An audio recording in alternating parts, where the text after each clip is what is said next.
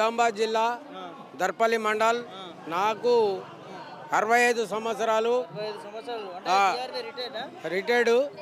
మరి నా కూతురు కోసమని గత ప్రభుత్వము బీఆర్ఎస్ ప్రభుత్వం నుంచి పోరాటం చేసిన, కాంగ్రెస్ ప్రభుత్వం టీడీపీ ప్రభుత్వంలో కూడా నేను ముఖ్యమంత్రి గారు ప్రగతి భవన్లో వెళ్ళేటప్పుడు కారు కింద వంటే ఆనాడున్న ముఖ్యమంత్రి చంద్రబాబు నాయుడు 6,000 చేసిండు. ఈనాడు వైఎస్ రాజశేఖర రెడ్డి వచ్చి ఆనాడు కూడా కారు కట్టమంటే అయ్యా పొట్ట మీద కొట్టకు, ఈప్ మీద కొట్ట అంటే ఈప్ మీద కొట్టారా బాబు, పొట్ట మీద కొట్ట, మీకు 10,000 జీతం చెప్తున్నాను వైఎస్ రాజశేఖర రెడ్డి గారు చేశారు. ఈ ప్రజాప్రభుత్వం అని గెలిపించుకుంటే ఇది మాకే ఎగనామం పెట్టిండు. ఈ రేవంత్ రెడ్డి గారు ఏం చెప్పిండంటే, మీకు ఇదే మా ధర్నాలో కూర్చుంటే ధర్నాలకు వచ్చి అయ్యా మీ చిన్న కోరిక, మీ పెద్ద కోరిక ఏం కాదు, నేను ఇప్పిస్తాను, నేను వచ్చిన వెంటనే మీకు ఆర్డర్లు ఇస్తాను చెప్పిండు. ఆర్డర్లు మరిచిండు, ఏసీలో ఉన్నాడు. ఇదే ఎమ్మెల్యేలు 119 మందికి ఎమ్మెల్యేలకు ఇచ్చాము లెటర్లు, మంత్రులకు ఇచ్చాము, మరి ఎమ్మెల్సీలకు ఇచ్చాము. ఇదే కోదండరాము మొన్న కలిసి ముఖ్యమంత్రి గారి దగ్గరికి కూడా తోలుకపోయి మాట్లాడితే ఆ హైయెస్ట్ కమిటీ ఉన్నది కాబట్టి ఆ కమిటీ లోపల వీళ్ళ కోరికలు కూడా నెరవేరుస్తామని చెప్పడం జరిగింది. అసెంబ్లీలో మనము ఇలా బిల్లు పెడదామని చెప్పి అది కూడా తప్పించుకున్నాడంటే, అదే ఎమ్మెల్యేలకు 2,50,000 జీతము, మినిస్టర్లకు జీతాలు, ఎమ్మెల్సీలకు జీతాలు తీసుకుంటారు. కానీ మాకైతే జీతాలు ఇచ్చింది లేదు, డిఏలు ఇచ్చింది లేదు. 3 నెలల నుంచి జీతాలు రాక ఒక్కొక్కళ్ళము మంచికి 2,000 3,000 బాకీ తీసుకొని ఇక్కడికి ధర్నా షోకు రావాల్సి వచ్చింది. అయ్యా ఏంటి నువ్వు చేసేది ఏంది? ప్రజాప్రభుత్వం అన్నది ఉచిత ఫలితాలకే, ఉచిత ఈటికే నువ్వు ప్రజాప్రభుత్వము ఉచితంగా పథకాలు పెట్టి అవిటికే డబ్బులు ఇస్తున్నావు. కానీ మాకైతే లేవు.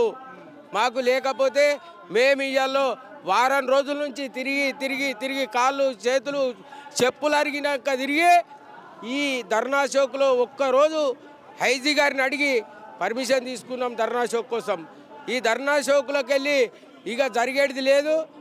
ఇది మమ్మల్ని చచ్చినా సరే మేము మా పిల్లలను పక్కకుంచి తల్లిదండ్రుల మా చీనే చచ్చినా సరే కానీ ఆమర నిరాహార దీక్ష కూడా పట్టడానికి నేను సిద్ధమైనాను.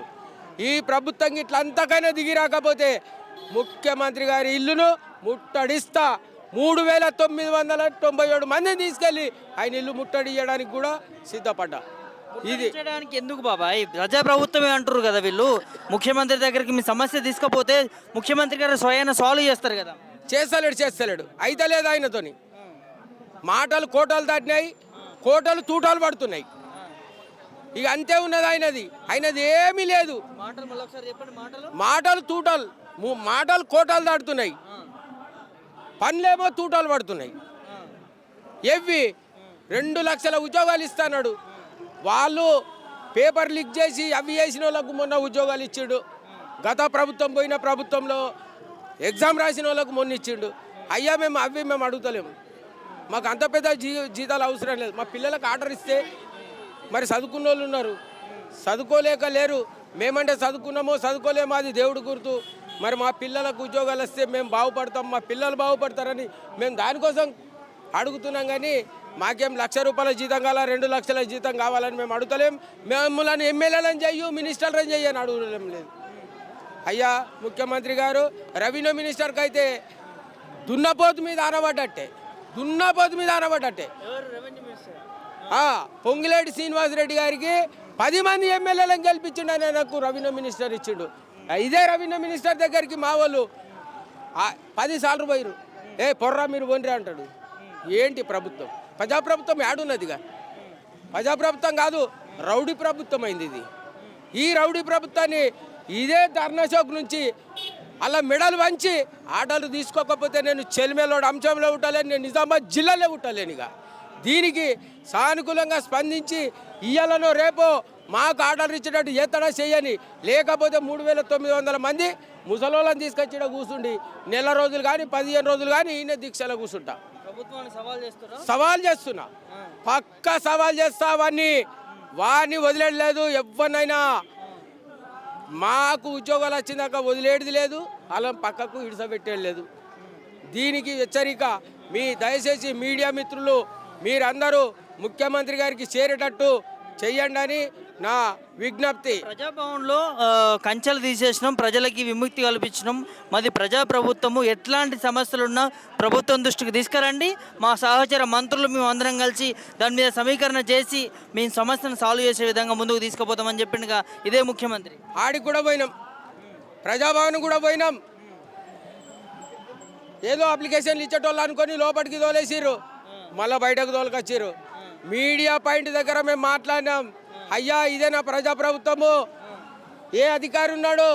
అంతా పిటిషన్ ఇచ్చేటోళ్ళు మాయసుంటోళ్ళు వీఆర్ఎల్ వస్తే మమ్మల్ని కూడా నూకుతా అంటే మమ్మల్ని నూకుడు కాదు, ఇవాళ అరెస్ట్ చేస్తారా? ఎవరిదని ఒక్కటి పారం పోయినా సరే కానీ నేను ధర్నా చౌక్లోకి వెళ్ళని నేను మొండిగా వాదించి మీడియా ముందట 20 నిమిషాలు మాట్లాడినా. ఇది ఇప్పటికి చెప్తున్నా, నేను దీన్ని వదిలేది లేదు. ఇదే ధర్నా చౌక్లో అమర నిరాహార దీక్ష చేయడానికి సిద్ధమున్నా. నేను నా పిల్లలకు ఉద్యోగాలు వచ్చిందాక నేను పక్క కొయ్యలేదు, వాళ్ళని నిడిసబెట్టలేదు కాంగ్రెస్ వాళ్ళని. ఇది పక్కా. ఏం చెప్తారు ముఖ్యమంత్రికి ఈ వేదిక నుంచి అయ్యా ఈ 2 రోజులలో మాకు ఆర్డర్లు ఇప్పిస్తావా? నీ స్థానికంగా ఉన్న రెవెన్యూ మినిస్టర్ను పిలుచుకొని, సీసీఎల్ఏల మన నవీన్ మిట్టల్ని పిలుచుకొని, సబితా మేడంని పిలుచుకొని నువ్వు వాళ్ళకు ఫైల్ తెప్పించుకొని సంతకాలు పెడితేనే మంచిగా ఉంటుంది. అది పెట్టలేవనుకో ఇక ధర్నాకు ఖచ్చితంగా ఇదే ధర్నా చౌక్లో కూర్చుండడానికి సిద్ధపడతా. దీన్ని మీరు మీడియా మిత్రులు దయచేసి ఇది ముఖ్యమంత్రి గారికి ఏరేటట్టు చెప్పాలని నాకు కోరుచు.